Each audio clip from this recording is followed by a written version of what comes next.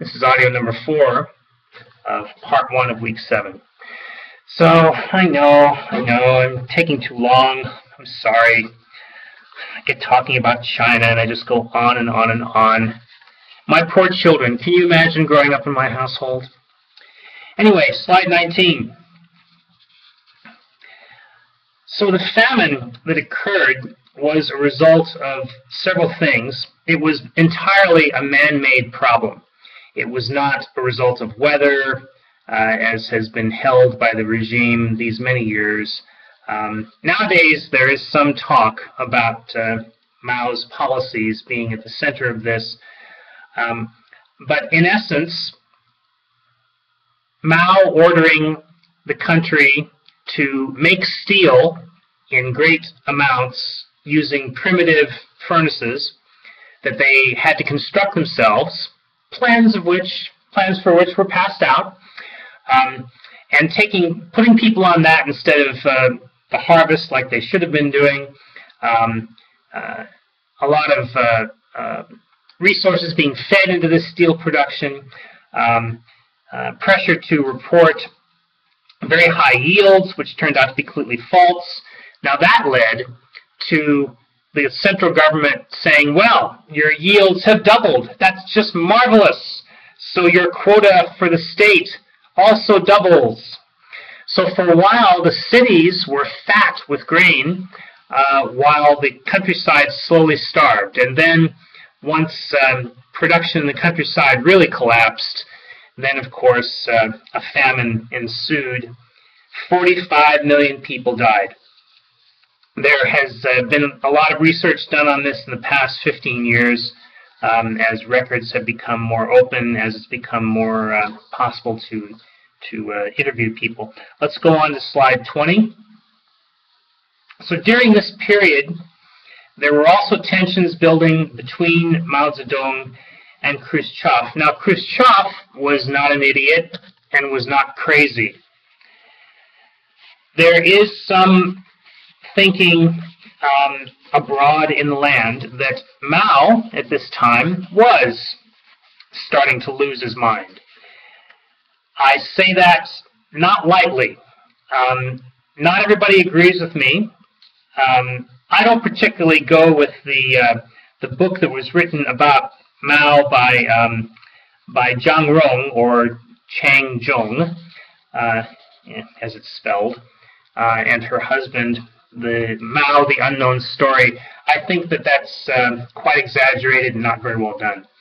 When I've looked at parts of that book, for example, concerning my own area of research interest, I've cringed at how it's written and how general and prejudiced it is.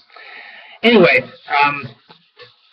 Mao started to believe that Khrushchev was out to change his country in ways that he didn't like.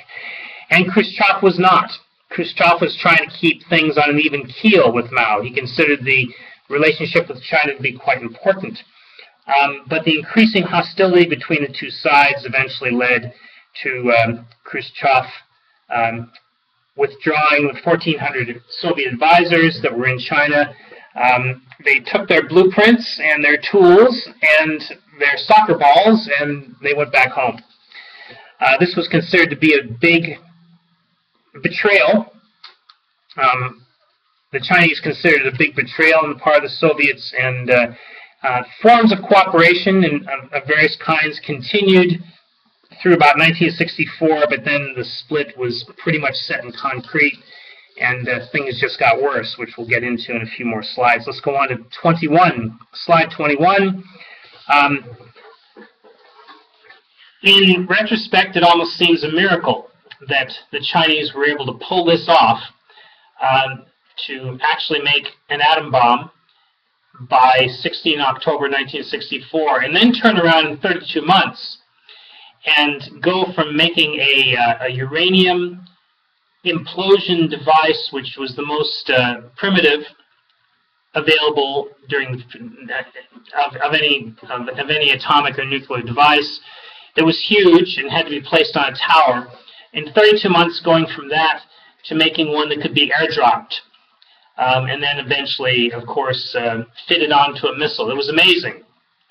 And it was a testimony not only to Chinese technical prowess, because even to this day, and this is something I've looked at quite extensively, there does not seem to be very much evidence that the Chinese stole nuclear secrets like the Russians did. It appears that they actually figured this stuff out on their own.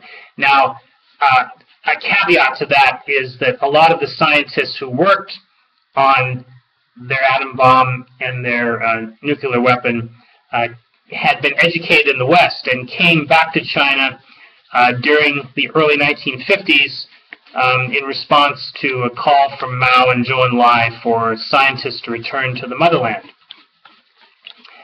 That notwithstanding, they weren't out stealing secrets. They were out trying to harvest their own people to come back and work for the motherland. So it was quite a feat, and it's also a testament to how this one part, and I mean only one, this one part of the government was protected from the chaos of the Cultural Revolution, besides, of course, people that Mao particularly wanted to protect.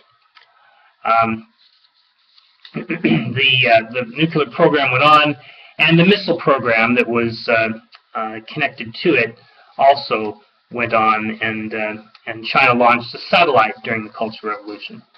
Let's go on to slide 22. At this point, Mao's paranoia, this is a few years later now, we're talking about 1967, Mao's paranoia was going nuts. I don't know if you can really say that. Is that a valid way to describe insanity? It's very colloquial. I know I criticize people when they write these things on their papers, but this is just a talk. Anyway, the Cultural Revolution originated with Mao Zedong deciding that too many of his revolutionary comrades had gone off script, were no longer following Mao thought to change society in ways that would make society totally different than it had been in traditional times, and that was free of capitalist influence and bureaucratic influence, where continuing revolution that would keep society cleansed of these negative influences would continue generation after generation. Mao was upset with the slow progress in meeting socialist goals, collectivization of agriculture, socialist industry, and other socialist targets. He believed that the planners who were working in the government were too slow, that for some reason they were not committed to meeting socialist goals and progressing toward communism. And so he began to launch attacks against first the protégés of his enemies, and later on the people he considered to be his enemies as well, the old revolutionaries who had been with the struggle just as long as he had. Now, the irony of this is that all of these people who were his so-called enemies did not consider themselves to be his enemies at all. They considered themselves to be his loyal followers. And this is why many people believe that as the years went by, between perhaps 1957 until Mao's death, that he became increasingly paranoid and had some sort of undiagnosed medical, or rather mental, problem. Let's go on to slide 23.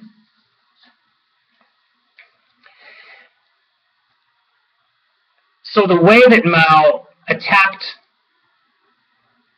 people he's called capitalist roaders within the party, that is, people who pursue capitalist means and were not sufficiently socialist within the party, again, enemies within. The way he pursued them was by mobilizing the young. Mao was a rock star in the sense that we think of today.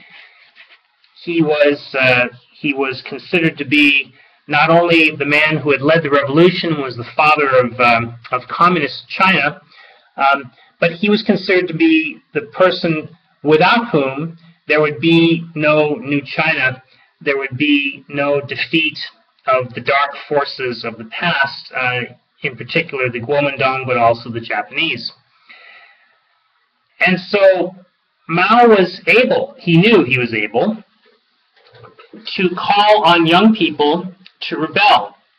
One of the slogans that he popularized during this time was that it is right to rebel. 造反有理.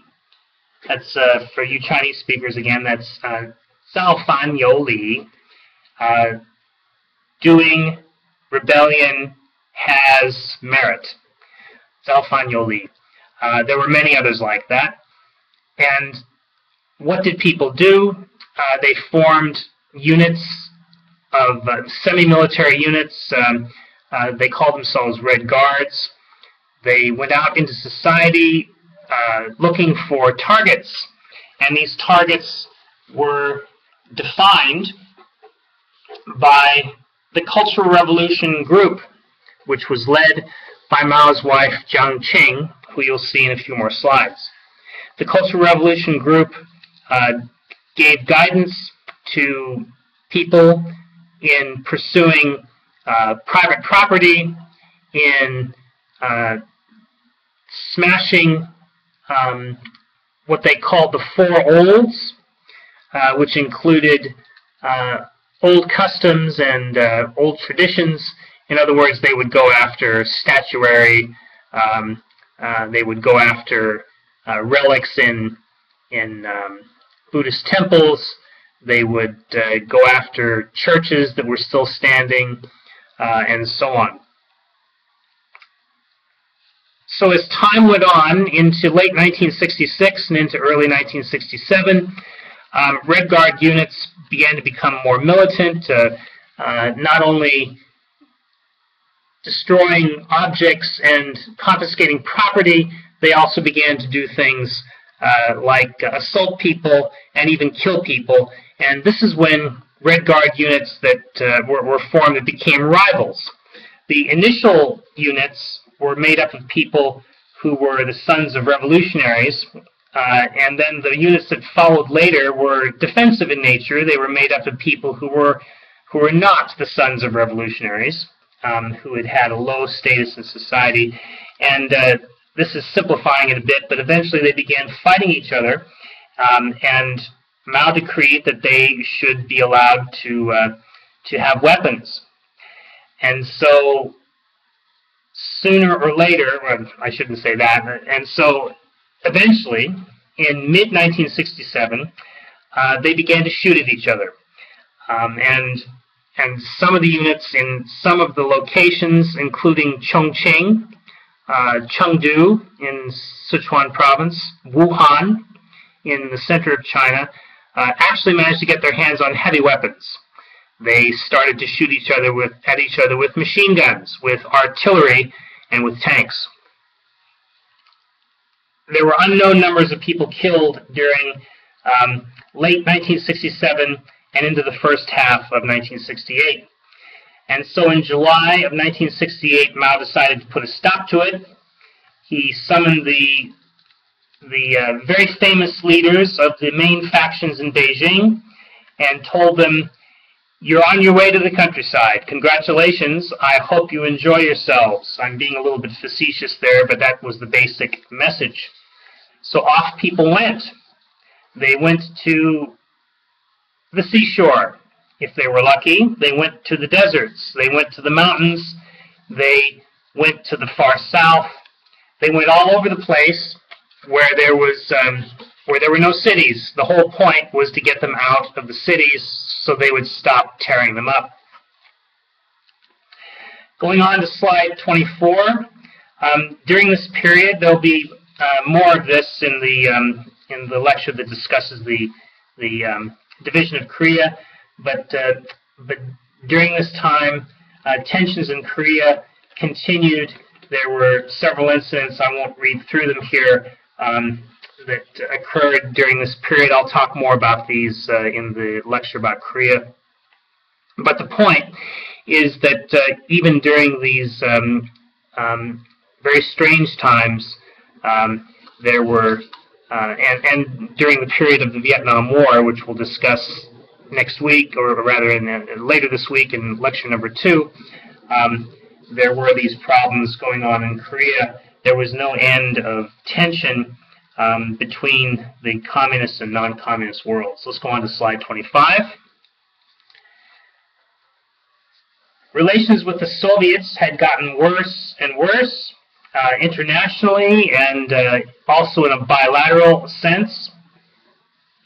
There were clashes in 1962 after the withdrawal of Soviet specialists in Xinjiang in the west. There was a mass escape of Uyghur people across the border, which the Chinese blamed the Soviets for instigating. So there was some shooting going on there, and then in 1969, in late 68 and into early 69, there were increasing disputes in the northeast of China along the Amur River. And the principal problem there was that the Chinese considered the Soviet presence on the other side of the Amur River to be illegitimate. They believed, not without reason, that China had been forced into giving up a lot of territory in north of the current border between the two countries during the later part of the Qing dynasty, when things began to collapse. And so they had been talking to the Soviets about returning some of that land for some time, but there was no progress there, of course. And so there was an ambush in 1968, in March of 1969, on a disputed island, and the two countries fought several battles, and officially I've read over and over that only a few dozen people were killed. Personally, I think it was probably a few more than that. The Soviets actually approached the Americans, according to some scholarship, and suggested that they would be very appreciative if the Americans would look the other way while they bombed the heck out of China's nuclear facilities using nuclear weapons themselves. Richard Nixon, who was interested in a detente with the Chinese, in an opening to China, but had not reached that point yet, declined to agree and warned the Soviets against that. Going on to slide 26. All through the Cultural Revolution, Mao's designated successor was the general named Lin Biao, who had been very instrumental in leading forces in the north, in Manchuria, during the last phases of the Chinese Civil War, and indeed against Japan in World War II. He was one of the best generals there was. He was also not very political. He considered himself to be the closest follower of Mao, and as Mao purged other communist leaders from the pantheon, Lin Biao was basically the only guy left, the last man standing of the top people, other than Zhou Enlai and a couple others. So because he had spent so much time making himself Mao's closest follower, he fell into this position of being the institutional successor to Mao. But this was not good for his health in the long run. He was not really up to the task. He was sickly. He was a bit of a shrinking violet. He would make speeches when he had to, but he didn't enjoy it. It seemed like he was not really the right person for the job. And in 1971, as relations between the two of them, disappointment by Mao and frustration by Lin grew worse, Lin Biao's son, it seems from historical documents, tried to assassinate Mao, but that plan was never carried through. Lin may have actually been in a drugged stupor when his wife and his son bundled him into a car, drove him to the airport, put him on an Air Force plane, because of course Lin was in charge of the military, so there was no problem with that, and tried to fly to Russia. The plane crashed in Mongolia, and when this news reached Mao, he couldn't believe it, and his depression over this incident was quite severe and didn't go away until it was apparent that the Nixon visit was a success. We'll stop here and make one more recording to finish up. I'll be going on to slide 27.